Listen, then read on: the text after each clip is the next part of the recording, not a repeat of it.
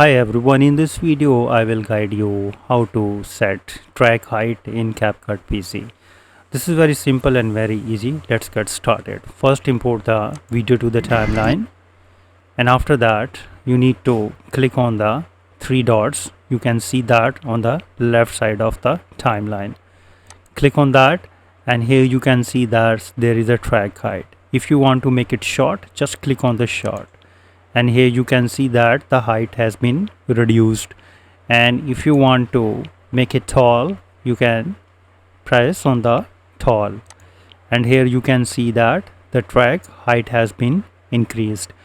And similarly, if you want to increase the audio wave size is to 60%, you can see that here is the audio size from this point to this point. You can see that the audio size has been increased. And similarly again go to the, and if you want to make it 100%, you can make to 100%, and now the size has been the 100%, but it is preferred that you should make it to set the 30%, which is the default settings. So in this way you can easily adjust the track height and the audio waveform size in CapCut PC. So if you think this video is helpful, please support my channel. Thanks for watching.